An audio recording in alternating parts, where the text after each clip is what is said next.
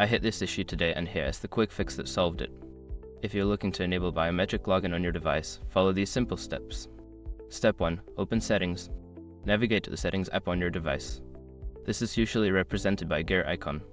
Step 2. Select Security. In the Settings menu, find and tap on the Security option.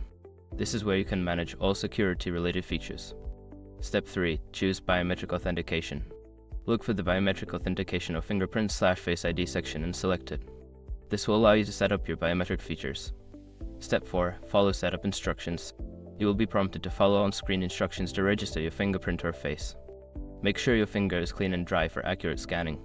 Step 5. Test the biometric login. Once set up, lock your device and try logging in using the biometric feature you just enabled. If it doesn't work, ensure the sensor is clean and you're reusing the correct finger. Now you're all set to use biometric login on your device.